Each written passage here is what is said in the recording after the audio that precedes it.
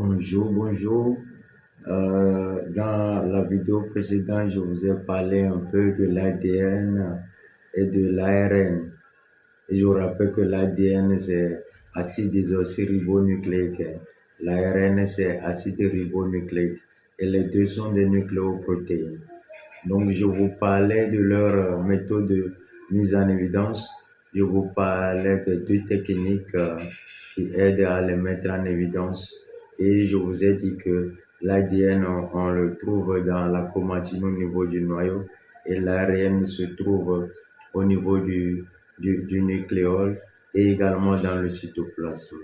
Mais l'ADN, c'est une molécule douée de capacité de réplication ou de duplication.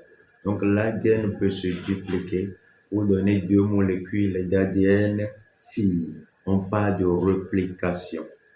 Voilà. Donc cette réplication va aider à la multiplication cellulaire parce que toute cellule qui duplique son ADN est censée se multiplier. Voilà. Et cela va se faire essentiellement au cours de la phase de réplication ou la phase de synthèse, la phase S. Voilà. Et au cours de cette duplication, l'ADN va essayer, il y a dans le milieu des nucléotides. Donc les deux brins d'ADN vont se séparer sous l'effet des enzymes. Par exemple, l'hélicase va aider à ouvrir les deux brins. Et puis, il y a l'ADN polymérase qui va essayer de faire l'addition des nucléotides selon la loi de complémentarité entre les bases azotées. Donc, c'est quoi la loi de complémentarité entre les bases azotées?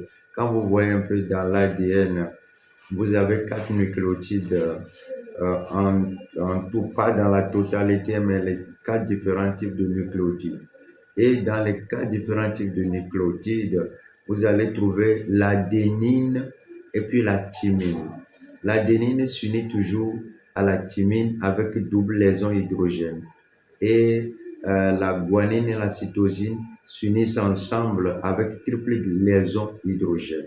Donc c'est ça la complémentarité entre les bases azotées. Donc cette complémentarité va aider en quoi? Lorsqu'il y a des nucléotides dans le milieu, les nucléotides sont une association, une combinaison de sucre, de base azotée et d'acide phosphorique.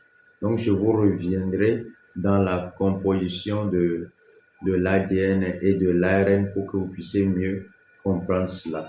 Donc, les nucléotides là qui sont présents dans le milieu, avec la loi de complémentarité entre les bases azotées, l'ADN polymérase va les amener nucléotide par nucléotide.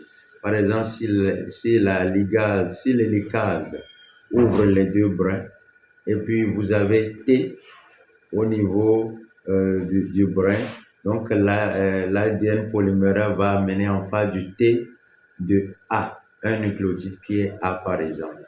S'il y a C, il va amener G. S'il y a A, il va amener T en face de A.